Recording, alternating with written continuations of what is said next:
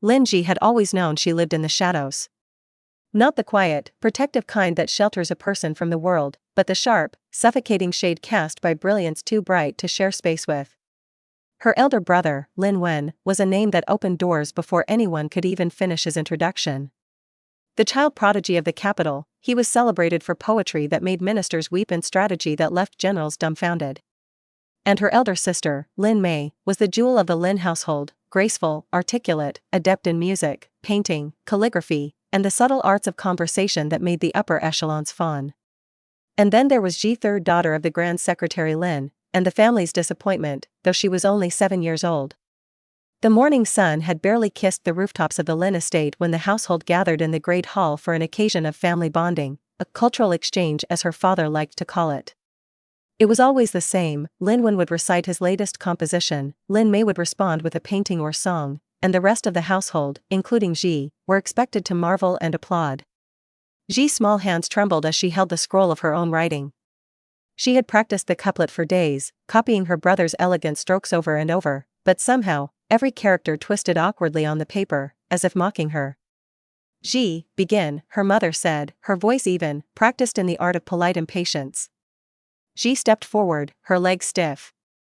She could feel every eye on her servants, relatives, even the household cats seemed to watch with an unblinking judgment. Her voice cracked slightly as she began to recite her lines, the words catching in her throat. The moonlight glows upon the river, she stammered, then trailed off. A hush fell. Then came the laughter, quiet at first, polite, then cruel, unstoppable. Her mother's lips pressed into a thin line, her father's brows knitted not in concern, but in exasperation. Lin Wen looked at her with a faint frown, not of sympathy, but of disbelief that someone could fail so spectacularly at something so simple. Lin Mei's expression was carefully neutral, though her eyes shimmered with the hint of amusement, the kind that stings worse than open mockery. Ji's cheeks burned, and she shrank back, clutching the scroll as if it could protect her from the sharpness in the room. The household staff whispered behind their hands, their eyes flicking toward the Grand Secretary's daughter with barely concealed pity. You must practice harder, Ji, her father said finally, his voice devoid of warmth. It seems you are not cut out for poetry.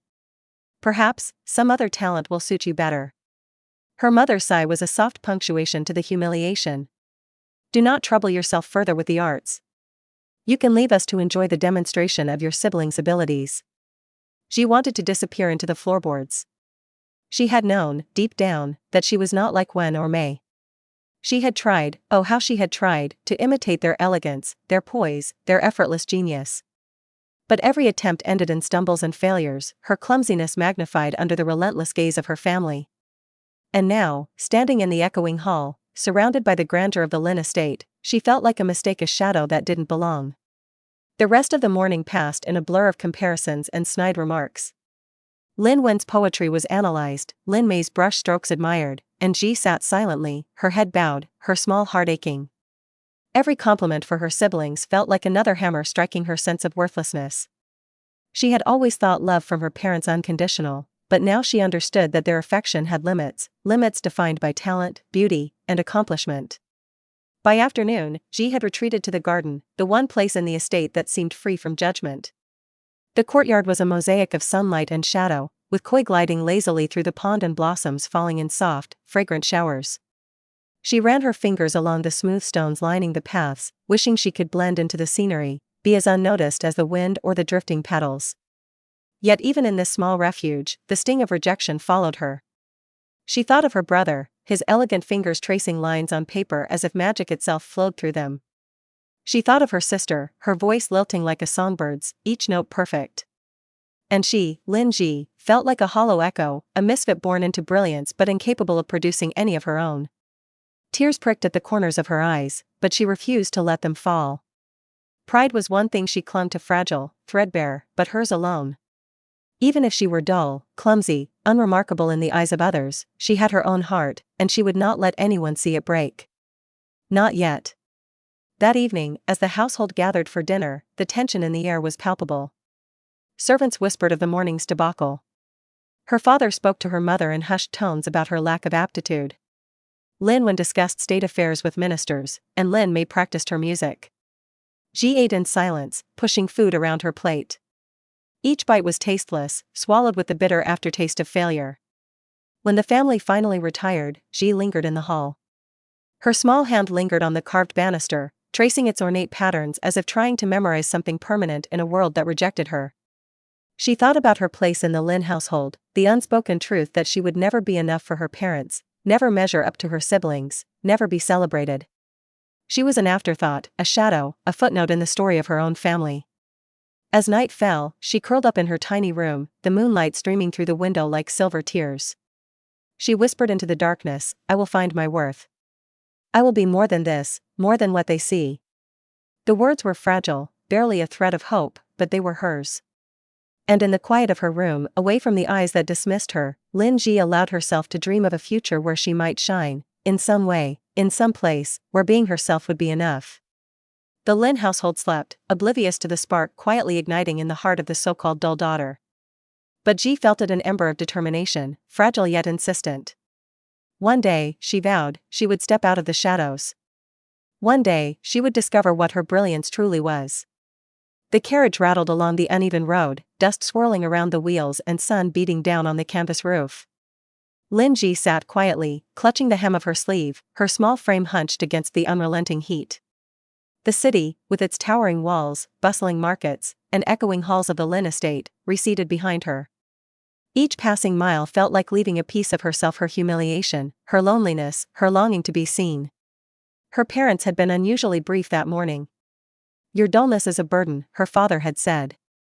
"Perhaps your maternal grandfather can inspire you." Her mother had given her a pale, tight-lipped smile, as if handing her off were a kindness rather than an exile. Her siblings barely glanced her way. Zhi had barely managed a nod, her chest tight with a mix of anxiety and bitter relief. She had expected coldness, judgment, perhaps even more scorn. After all, her parents' rejection had been so thorough, so unwavering, that she had begun to wonder if the world itself would reject her. The carriage finally clattered to a stop outside a modest home surrounded by rolling fields and forests, far from the stone-antile grandeur of the capital. Zhi peered out the window, taking in the simplicity of her grandfather's house, a low, wooden structure with smoke curling lazily from the chimney, a garden where vegetables and herbs grew in untamed rows, and the distant hills rising like gentle sentinels. It smelled of earth, of sun-warmed wood, of home. The door opened, and a man stepped forward, her maternal grandfather, Duan Wuji. Even from afar, Zhi could see the strength in his posture, the calm authority in his eyes. But it was his smile, wide and unguarded, that unsettled her. It was warm, genuine, nothing like the practiced politeness or subtle disdain she had grown used to. "Zhi," he said, bending slightly to meet her eyes. "You've come a long way." She blinked, unsure what to say. He did not scold, did not demand, did not compare her to her siblings. He simply held out his hand. Trembling, she stepped forward and took it. His grip was firm, grounding. "You must be tired. Come inside. There's plenty to eat." Inside the house, the air was thick with the smell of simmering stew and baked bread, comforting in its familiarity. The walls were lined with simple furnishings, scrolls of calligraphy she didn't recognize, and weapons neatly displayed above a hearth. For the first time in her life, Zhi felt neither judged nor belittled. She could breathe. Days turned into weeks, and the rhythm of life here was gentle but purposeful. She rose with the sun, helped her grandfather in the garden, fetched water from the well, and practiced small tasks with careful attention. The work was tiring but honest, and she began to feel the stirrings of something she had long been denied: competence. Her grandfather never forced her to study poetry or brush painting. Instead, he showed her how to handle a spear, how to read the wind, how to move quietly through the forest without disturbing even a bird. At first, her clumsiness frustrated her, but unlike her parents' constant criticism, he simply observed, correcting her gently, encouraging her. "You have a quick mind," he said one afternoon, watching her fumble through a basic stance. "Your body remembers faster than your tongue speaks. That is a gift. Some talents are quieter than others, but no less valuable." She stared at him, surprise flickering in her eyes. A gift? Something in her that was not poetry, not calligraphy, not music, but something else could be valuable? The thought was intoxicating, a soft light in the darkness she had carried for so long. She began to explore the woods beyond the house, chasing butterflies, climbing trees, and racing along the streams. Every stumble and fall no longer felt like failure, each scrape and bruise was a lesson, a story. She laughed freely, unburdened by the fear of judgment. Here, in this quiet corner of the world, she could be herself, unmeasured by the brilliance of others. At night, they would sit by the fire, her grandfather recounting stories of battles, strategies, and life lessons he had learned in his years as a general. Zhi listened with rapt attention, hanging on every word. His tales were not of poetry or songs, but of courage, observation, and mastery over oneself. She found herself dreaming not of being admired, but of being strong, capable, and respected in a way that did not rely on comparison. One evening, as the sun dipped behind the hills, painting the sky in fiery reds and golds, her grandfather turned to her. "Zhi," he said, his voice quiet but firm, "you have a spark that no one else sees. It is not in words or ink, but in action. In time, you will understand what it means to be truly skilled." For the first time, Zhi felt a surge of hope. It was not the fragile hope of a child wishing to be loved, but a sturdy, burning hope, the hope of a person beginning to understand her own worth. She looked at the horizon, at the vast fields and the darkening forest, and whispered to herself, "I will find my path. I will become someone who matters not because they say so, but because I know it in my own heart." In the days that followed, she grew stronger, more agile, more confident. Her laughter became a familiar sound in the countryside, mingling with birdsong and rustling leaves. She learned the rhythm of the seasons, the ways of the land, and the quiet discipline of patience. And though the capital was far away, she could feel a change within herself. The shadow of her past was lifting, replaced by something more resilient, more daring. Yet even in this peace, there were moments when doubt crept in, when she remembered the laughter in the Lin estate, the whispered judgments, the unspoken message that she was not enough. But each time, she would look at her grandfather's steady gaze, feel the strength in her own limbs, and remind herself that this was only the beginning. She was no longer the dull, clumsy daughter they dismissed. She was Zhi, and she had a world to claim. The morning air was crisp, scented with damp earth and pine. Lin Zhi had been awake since dawn, running along the winding trails that snaked through the hills behind her grandfather's house. The dew soaked her sleeves and weighed down her hair, but she barely noticed. The forest was alive with birdsong and the rustle of small animals in the underbrush, and for the first time in her life, she felt fully alert, fully alive. Her grandfather, Duan Wuji, had sent her to gather herbs and check the traps he had set the previous evening. Simple tasks, he called them. But Zhi approached each step with careful attention, her body moving in ways that surprised even herself. Her hands, once clumsy and awkward, now felt coordinated and precise. Her legs, once prone to stumbling, carried her silently over rocks and roots. She felt powerful. It was when she reached a small clearing, sunlight filtering in golden shafts through the canopy, that the world shifted. A loud snort echoed from the shadows, and before she could react, a massive boar burst into the open. Its tusks gleamed like curved daggers, its eyes glinting with feral anger. The creature charged. Zhi froze for a heartbeat, her heart hammering. Fear surged, sharp and immediate. She had heard her grandfather's tales of wild beasts, but had never imagined facing one herself. Every instinct screamed to run, yet something deep inside her whispered otherwise, a strange, unexplainable calm. The boar lunged. Time slowed. Zhi ducked instinctively, rolling to the side. Her hands caught on the soft earth, pushing herself up in a fluid motion she had never practiced, never learned, yet somehow knew. She dodged the beast's second charge, weaving around its swinging head and snapping tusks. Each movement was precise, almost preternatural, as if her body knew exactly what to do without her conscious thought. The boar spun to face her again, furious, and Zhi felt adrenaline surge through her veins. She had no weapon, no training, yet she reacted as if she were a shadow herself, moving faster than her own fear. In a single, seamless motion, she grabbed a fallen branch and deflected the boar's charge, twisting out of the way just in time. The creature faltered, confused by her speed and agility. Duan Wuji, who had been following her at a distance to supervise, burst into the clearing, eyes wide with a mixture of awe and disbelief. "By the heavens," he muttered under his breath. "It seems the girl is not dull at all." The boar, sensing it was outmatched, finally turned and retreated into the forest, leaving behind a clearing marred by churned earth. Zhi's chest heaved with exertion, but her eyes shone with exhilaration. She had faced danger and survived. Not by luck, not by someone else's skill, but by her own body, her own reflexes. Her grandfather approached slowly, his gaze steady, assessing, and for the first time in her life, Zhi did not feel small under his scrutiny. Zhi, he said, his voice calm but carrying a weight of authority, come here. She obeyed, brushing dirt and leaves from her sleeves. He examined her stance, her posture, the way she had moved during the encounter. You have the instincts of a warrior, he said, almost to himself. Your body, it responds faster than most trained soldiers. You learn not with your mind, but with your reflexes. Zhi blinked, confusion mixing with pride. I didn't know I could, her voice trailed off, and a shy smile appeared.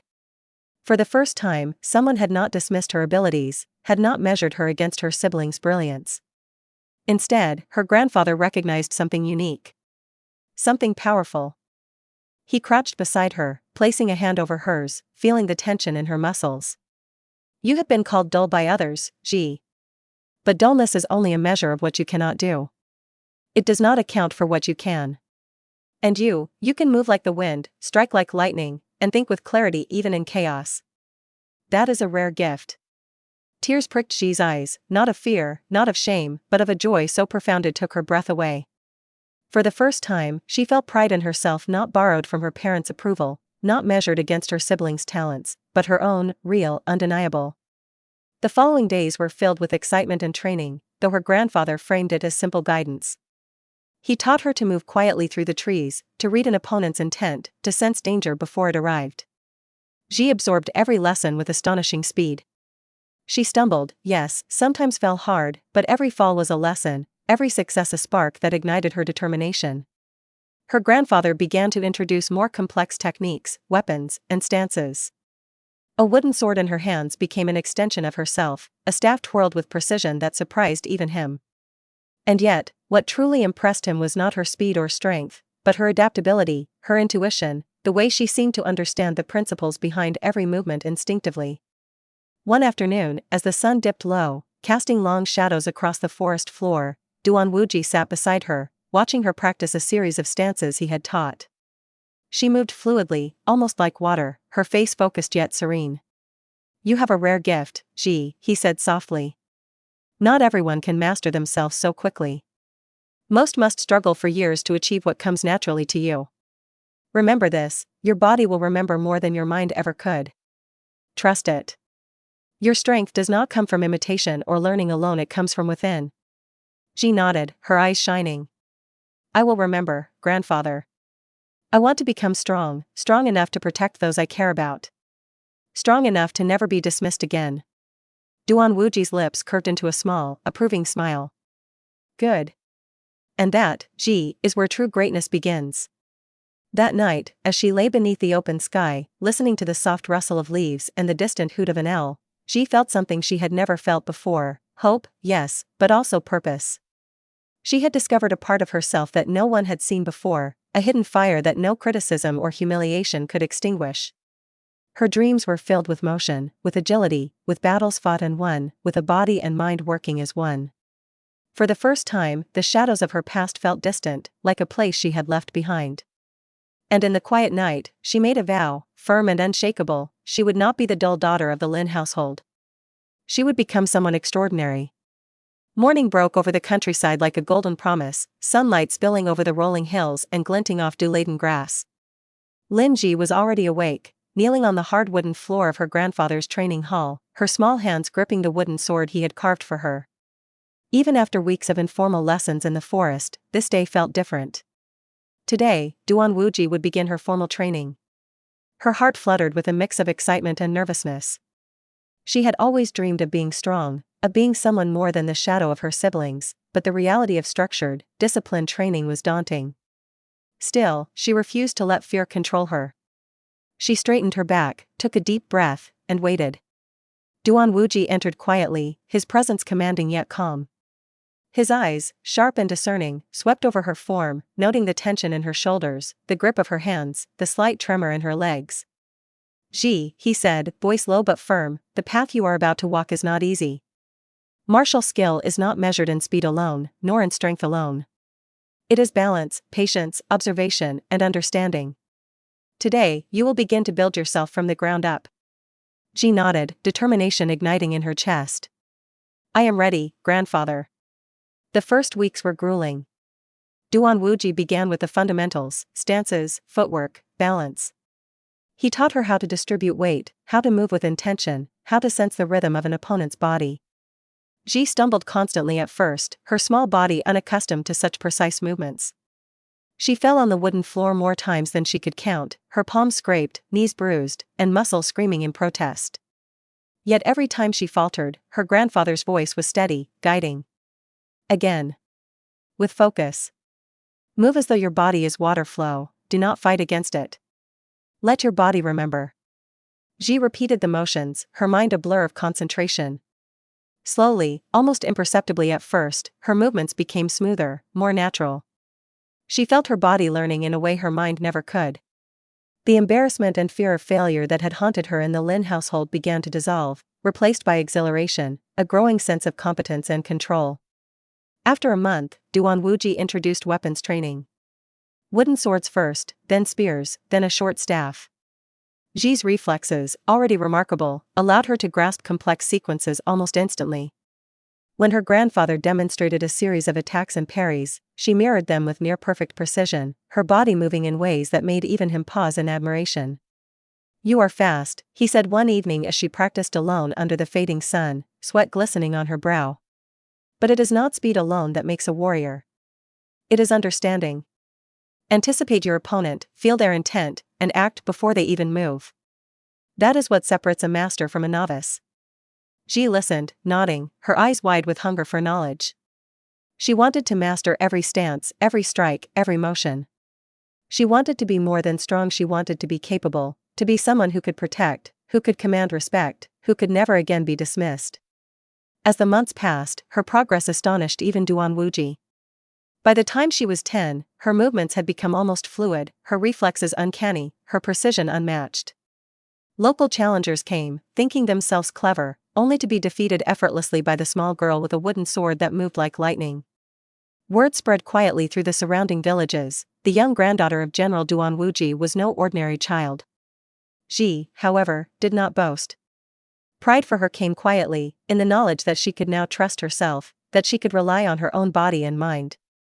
She trained tirelessly, waking before dawn and practicing until the last light faded from the hills. Every motion, every strike, every stance became a language she spoke fluently, a dialogue between herself and the world. Her dreams, once filled with the fear of inadequacy, now danced with visions of strength and purpose. She imagined herself leading an army, protecting the innocent, standing unafraid against those who would threaten the weak. The thought filled her with warmth, a steady fire that burned brighter with each passing day. Duan Wuji noticed her changing spirit. One evening, after a particularly grueling session, he watched her sit quietly by the fire, her small hands wrapped around a cup of warm tea. Her face was streaked with sweat and dirt, but her eyes shone with quiet determination. "You have the heart of a general, Zhi," he said softly, as if speaking to himself. "But remember this: strength without purpose is empty. Protect, defend, lead, and your power will be complete. Your mind must be as sharp as your body. Only then will you achieve greatness." Zhi looked at him, her small smile full of conviction. "I understand, grandfather. I will not waste this gift. I will protect those who cannot protect themselves. I will become a great general, just like you." Duan Wuji's lips curved into a rare, approving smile. "Good. That is the path you must walk. Not for glory, not for fame, but for what is right. That is the mark of true strength." The next few years passed in a blur of training and growth. Zhi's body became honed, her reflexes nearly unmatched, her understanding of combat strategy blossoming under her grandfather's careful guidance. She learned not only martial techniques but discipline, patience, and observation. She learned to think several steps ahead, to anticipate the moves of an opponent, to turn a disadvantage into opportunity. By the age of 10, she was no longer the timid, clumsy girl who had once been laughed at in the Lin estate. She had become a prodigy in her own right, her name whispered in nearby villages with a mixture of awe and respect. More importantly, she had discovered her own worth, her own abilities, and her own path. One afternoon, as the wind carried the scent of pine and earth through the training grounds, Zhi approached her grandfather, bowing respectfully. "Grandfather," she said, her voice steady, "I want to take what you've taught me beyond these hills. I want to use it to help others, to protect those who cannot defend themselves." Duan Wuji regarded her quietly for a long moment, then nodded. I see that the fire within you burns brighter than ever. Soon, the world will test you. When that day comes, remember everything you have learned here. Trust your body, trust your mind, trust your heart. And above all, trust yourself, Zhi. Zhi's eyes shone. I will, grandfather. I promise. As she stood beneath the endless sky, wind tugging at her hair and the distant mountains calling to her, Lin Zhi felt a thrill she had never known. She was no longer the shadow of her family, no longer the clumsy, dull daughter. She was someone with purpose, with strength, with a fire that could not be ignored. And deep in her heart, she knew this was only the beginning. The morning air carried a brisk chill, signaling the approach of winter. Lin Zhi had just finished a run through the hills, her legs strong and her breathing steady. Her grandfather was sharpening his sword by the fire, the rhythmic scrape of steel against stone echoing through the small home. It was a sound she had grown to associate with discipline, wisdom, and purpose. A messenger arrived that day, riding hard from the capital.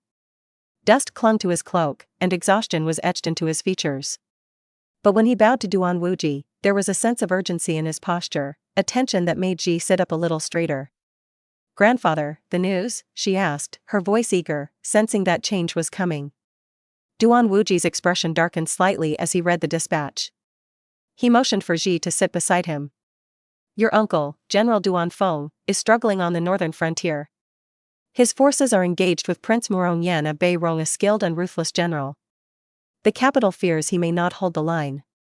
Zhi's stomach tightened, a mix of fear and excitement mingling in her chest. She had trained for years in the safety of the countryside, mastering techniques and honing her reflexes under her grandfather's careful eye. But this was real. Lives hung in the balance, and the consequences were far greater than a sparring match or a training drill. Her grandfather's gaze softened as he looked at her. Zhi, I have watched you grow from a timid child into someone capable of incredible skill. But now, there is an opportunity, one that will test you in ways training alone cannot. I propose sending you to the frontier, to assist your uncle.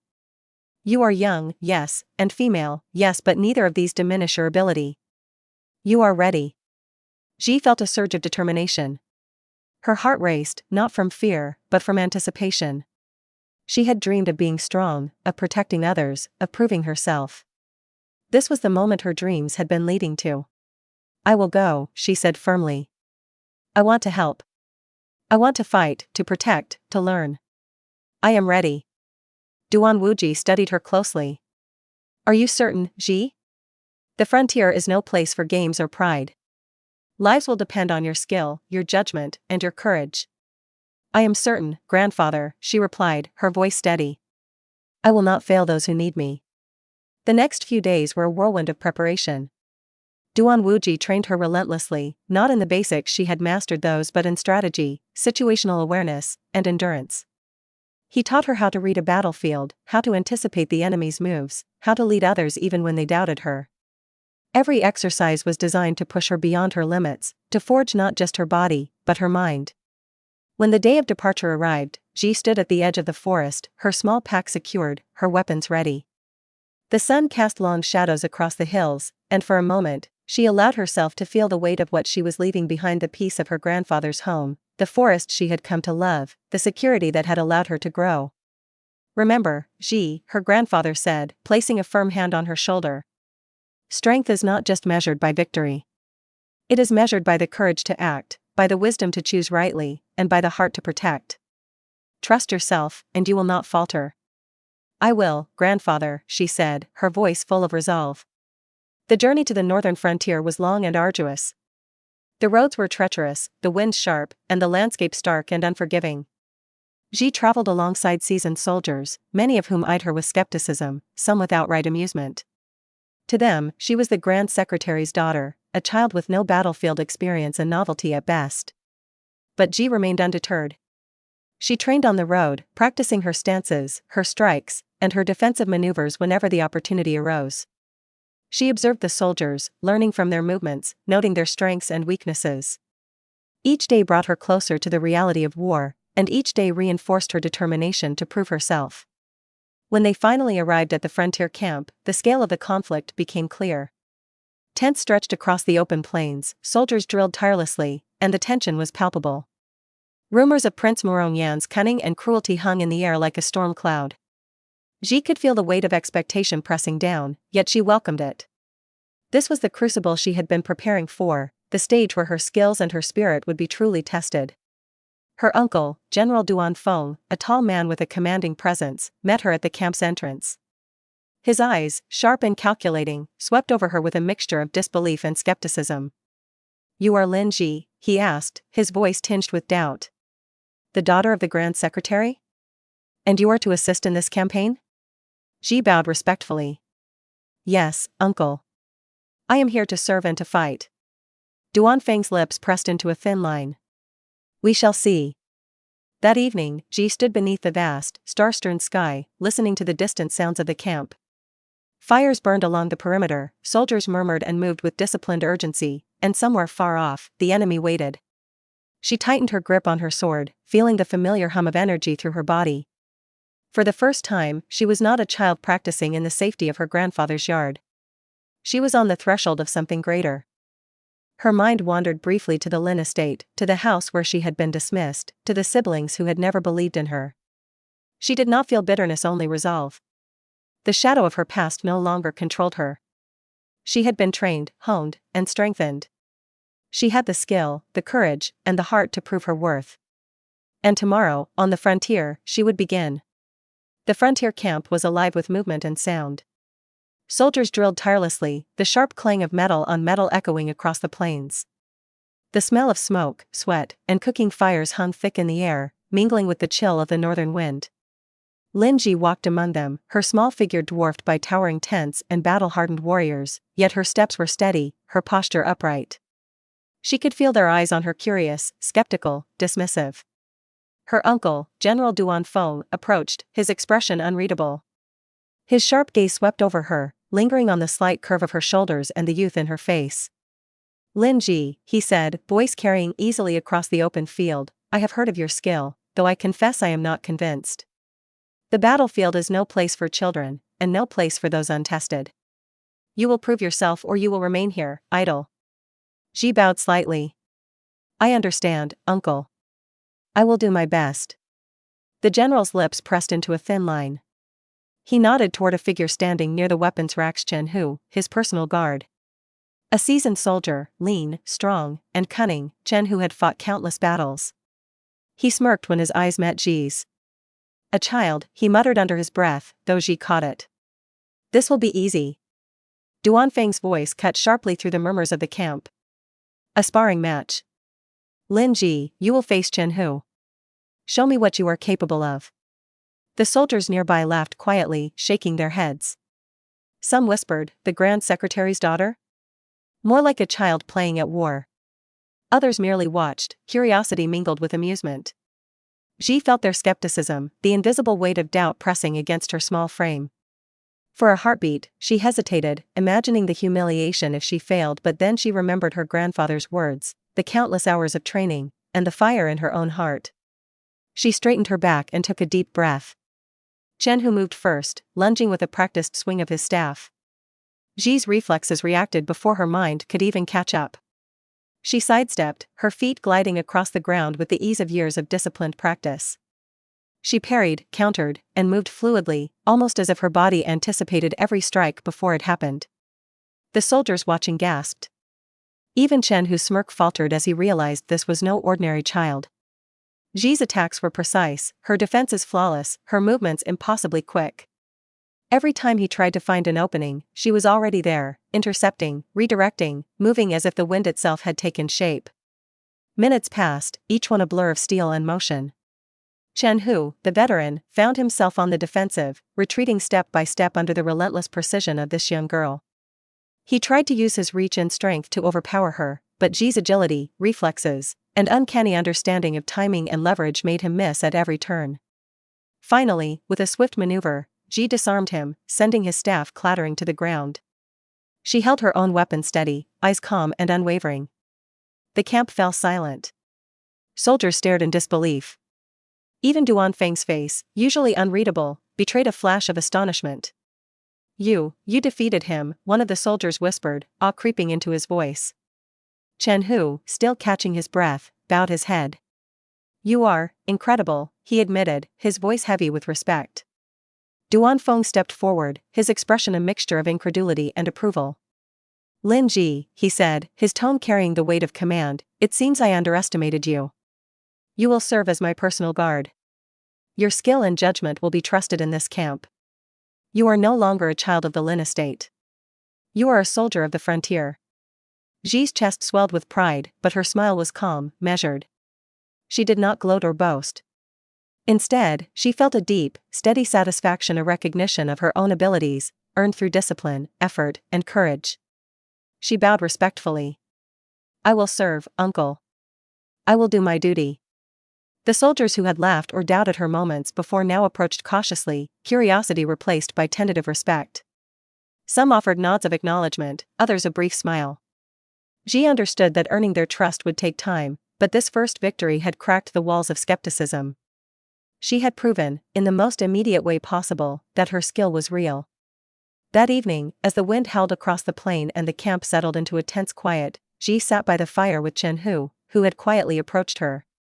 You are unlike anyone I've ever seen, he said, tossing a small branch into the flames. I've trained for years, and you move as if you've been born to fight. Zhi smiled faintly, feeling neither arrogance nor fear. I've had good teachers, she replied softly, thinking of her grandfather. And I've worked hard. Chen Hu studied her, then nodded, a gesture of respect and perhaps even admiration. I see that now. And I will follow your lead when necessary. You've earned it. Zhi felt warmth in her chest. It was more than victory, it was acknowledgement, the first time anyone outside her grandfather had truly recognized her as capable. Her uncle had seen it, the soldiers had seen it, and even Chen Hu, the skeptical veteran, had seen it. That night, under a sky littered with stars, Zhi lay awake on her cot, thinking of the path ahead. She was no longer the clumsy, dismissed daughter of the Lin estate. She was Lin Zhi, a soldier, a warrior, a girl with skill, courage, and purpose. And tomorrow, the frontier would test her again. But for the first time, she did not fear it. She welcomed it. The morning sun spilled over the camp in thin, golden rays, illuminating rows of tents and the disciplined chaos of soldiers preparing for the day. Lin Zhi stood in the center of the training grounds, her small figure tense with anticipation. Today, the camp's martial arts tournament would begin, a tradition among the soldiers to test skill, endurance, and strategy. For weeks, she had watched the drills, noting strengths, weaknesses, and personalities. She had learned that winning on the battlefield required more than raw skill. It demanded observation, timing, and the ability to inspire those around her. And now, she would have the chance to show her peers what she could do. The other competitors, men and women seasoned by years of hardship and battle, eyed her with disbelief. A girl barely 10 years old standing among them seemed absurd. Whispers rippled through the crowd. The general's niece, one muttered. She'll be over in a minute. Others laughed outright, the sound sharp and mocking. Zhi's chest tightened, but she did not waver. She remembered her grandfather's words, strength without purpose is empty. Trust your body, your mind, and your heart. She exhaled slowly, centering herself. This was more than a tournament. It was the first step toward earning her soldiers' respect, toward proving she belonged not just in skill, but in leadership. The first match was against a stocky, muscular young soldier named Li Huan, renowned for his raw strength. He sneered at her. A girl thinks she can fight me? I'll break her in one strike. Zhi bowed respectfully. I will do my best. The bell rang, and Li Huan lunged, swinging a heavy staff. Zhi dodged with grace, her movements fluid and precise. She sidestepped, rolled, and used his momentum against him, tripping him to the ground with a swift sweep of her leg. The crowd gasped. Li Huan scrambled to his feet, fury flashing in his eyes, but Zhi had already anticipated his next move, countering with a series of quick, controlled strikes that forced him to yield. Match after match, she faced opponents stronger, taller, or more experienced than she was. But each time, her body and mind moved in perfect harmony. She read their attacks before they landed, countered with strategic precision, and used intelligence over brute force. When an opponent tried a clever trick or feint, she adapted instantly, turning their tactic against them. By the afternoon, she stood in the final match, facing Chen Hu, the veteran she had bested in her initial sparring. The soldiers around the training grounds formed a tight circle, murmuring in anticipation. No one doubted her skill now, but the stakes were higher, and the respect she had gained demanded that she fight honorably, with courage and strategy. Chen Hu moved first, his strikes deliberate and powerful. Zhi flowed around them, using her speed and agility to frustrate his attempts to land a solid blow. Then, in a sudden moment, she feinted a lunge to the left and struck from the right, disarming him once again. Chen Hu landed lightly on the ground, bowing his head in respect. "You are truly remarkable, Zhi," he said quietly. The crowd erupted into cheers. Soldiers who had once doubted her now looked at her with admiration, even awe. Her uncle, General Duan Feng, stood silently, a rare smile tugging at the corners of his lips. He had witnessed her skills, her mind, and now her ability to inspire respect. Zhi's chest swelled, but she did not let pride cloud her focus. She acknowledged each opponent with a bow, her eyes calm and clear. Respect, she had learned, was earned not through intimidation, but through integrity, competence, and courage. That evening, as the camp settled under a cool, star-strewn sky, soldiers gathered around her. Some came forward, nodding, offering words of encouragement. "You are one of us now," Chen Hu said, a small smile on his lips. "We follow your lead, Lin Zhi." Zhi felt warmth rise in her chest. For the first time outside her grandfather's training grounds, she belonged not as the dismissed daughter of the Lin family, but as a warrior, a peer, and a leader. She realized that her skill alone was not enough, earning respect required courage, humility, and the willingness to prove oneself time and again. Later, she found her uncle overseeing camp preparations for a border patrol. Duan Feng approached her, his expression serious but approving. "Zhi, you have proven your skill and intelligence today. More importantly, you have won the respect of these soldiers. Leadership is not given, it is earned. Remember this, and you will go far." "I understand, uncle," Zhi said, her voice steady. "I will continue to learn, to lead, and to protect those under my command." Duan Feng's eyes softened slightly. "Good. Soon, you will have command of your own unit. You must learn not just to fight, but to think, to strategize, to care for those you lead. That is the mark of a true general." She nodded, her mind alive with determination. She thought of the battles ahead, of the enemy forces gathering in the north, of the people who depended on soldiers like her. For the first time, her dreams of strength, protection, and honor felt within reach. As she watched the night settle over the camp, fires flickering and the wind whispering across the plain, she realized something profound: she was no longer a child living in shadows. She was a leader, a warrior, and soon, she would be someone who could shape the outcome of battles, not just witness them. And the soldiers who had once doubted her would follow, because she had shown them not only her skill, but her courage, her heart, and the certainty that she would not falter. Lin Zhi had begun to step fully into her own destiny. The northern frontier was a land of open plains and dense forests, where the wind could strip a man bare of warmth and morale alike. Lin Zhi's unit, small but disciplined, moved silently through the terrain, their presence like shadows across the rolling fields. Unlike the larger, cumbersome divisions of General Duan Feng's army, Zhi's group was agile, clever, and adaptable, a reflection of its young commander. Zhi crouched behind a rise, her eyes scanning the distant encampment of Prince Murongyan's forces.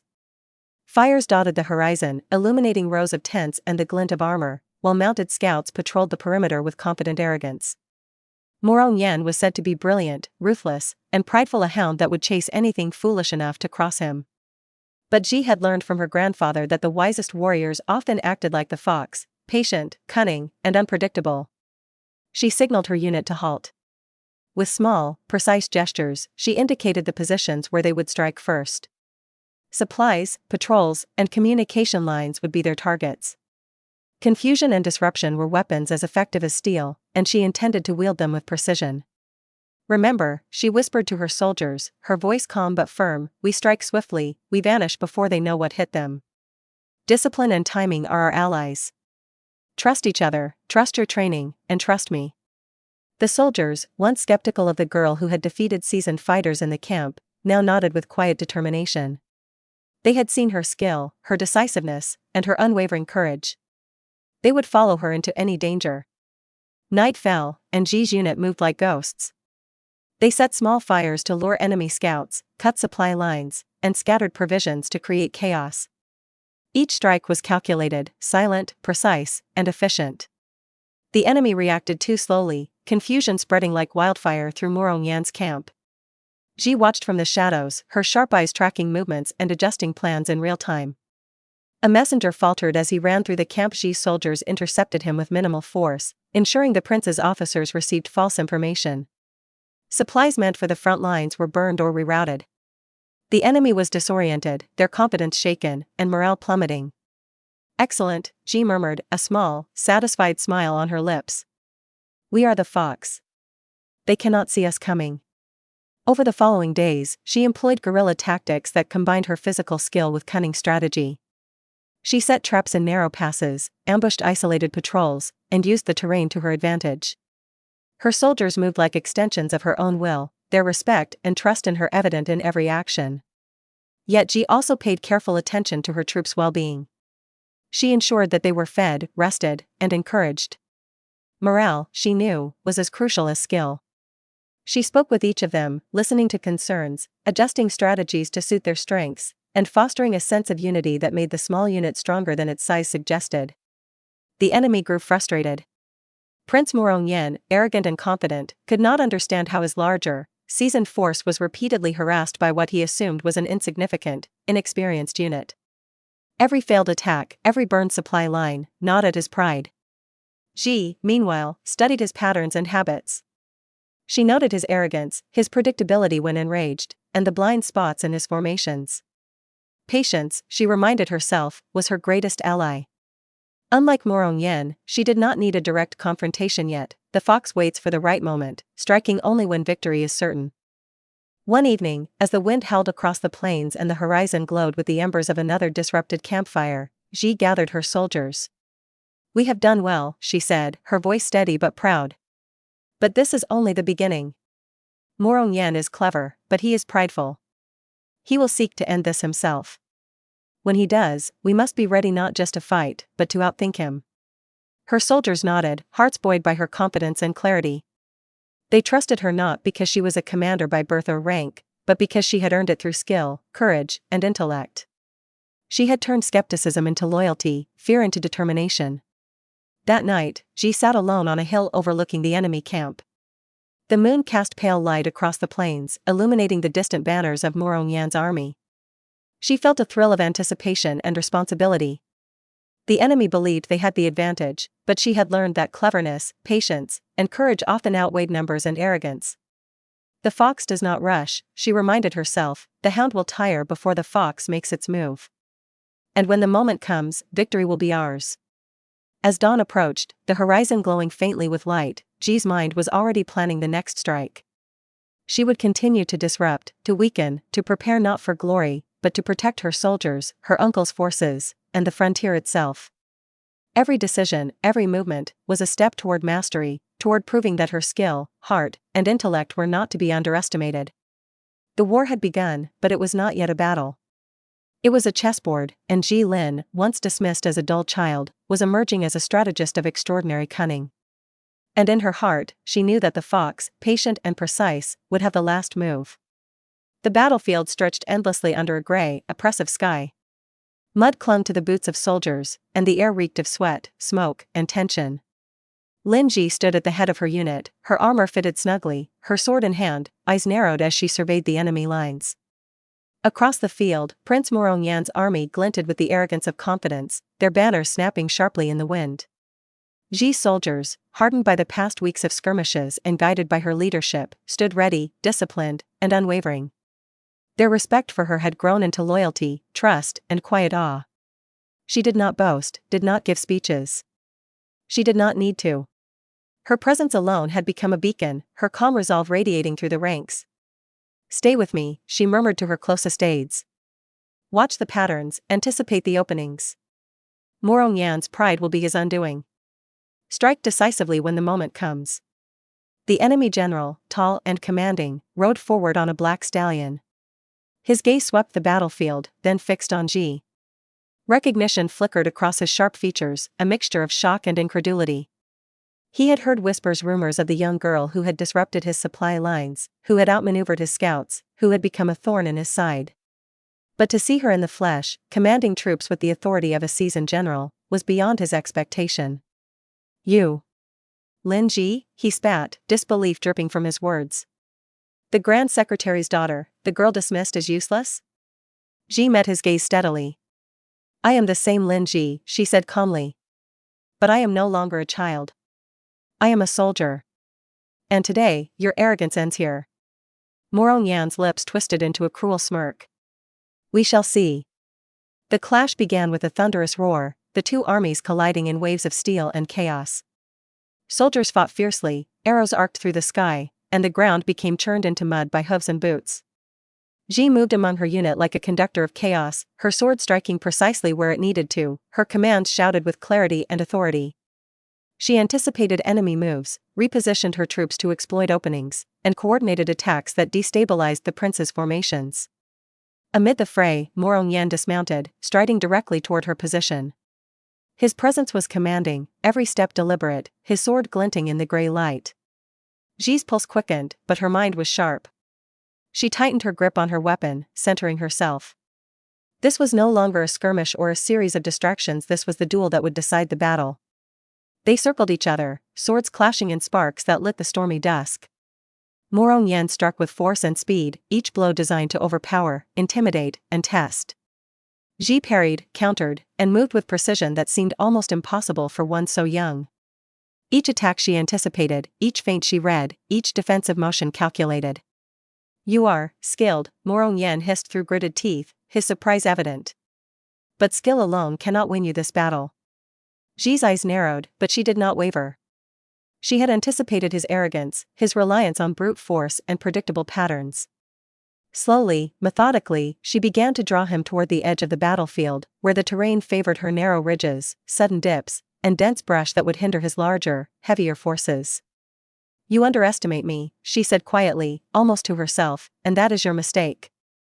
With a sudden, fluid movement, she launched into the technique her grandfather had taught her, the Wuji sword art, a series of strikes, feints, and flows designed to overwhelm and control.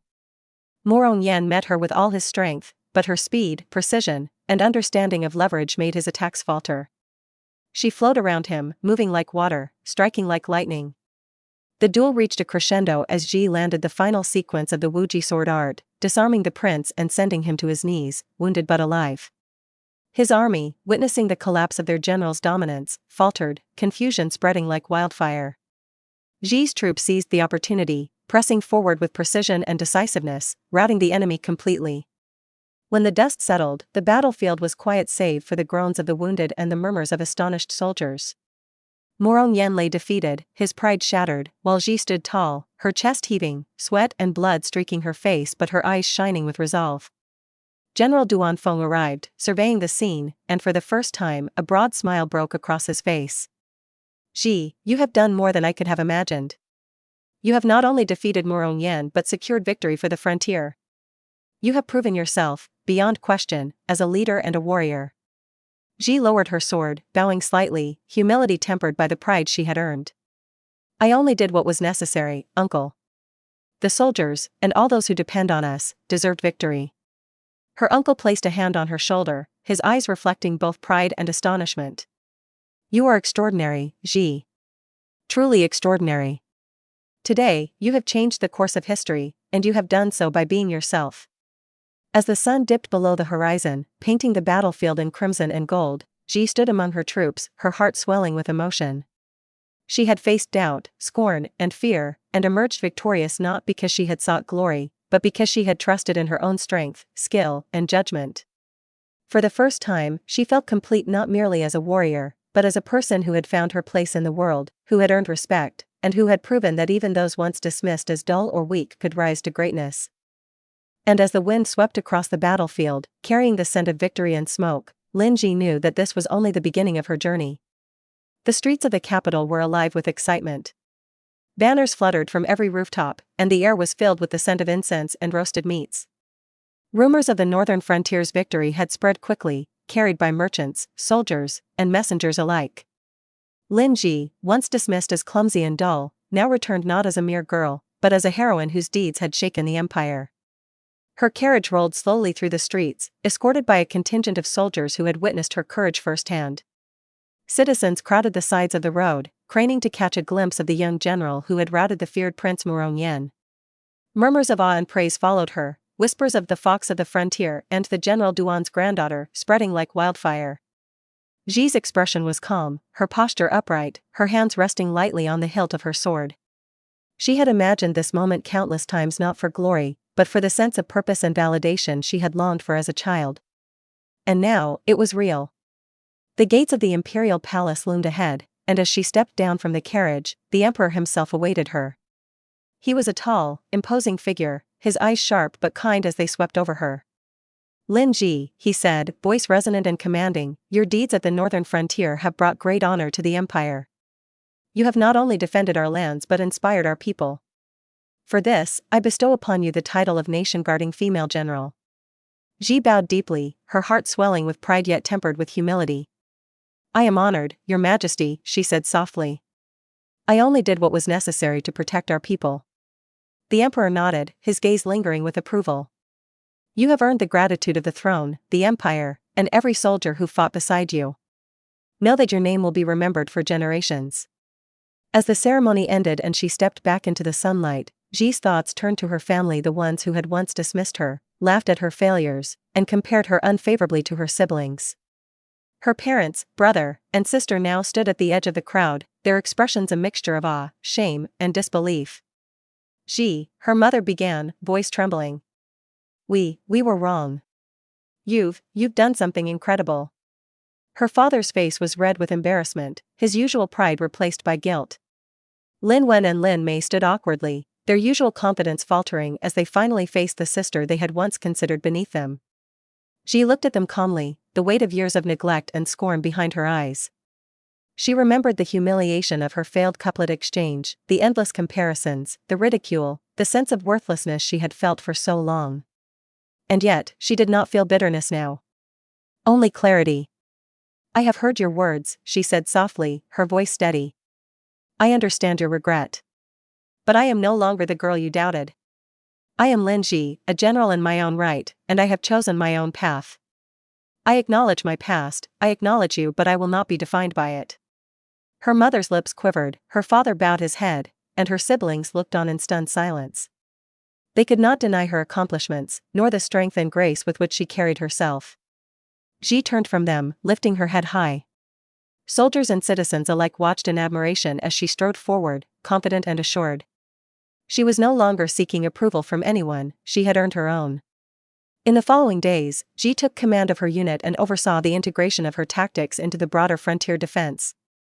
She trained her soldiers, advised her uncle, and continued to study strategy with a focus that balanced intellect, courage, and empathy.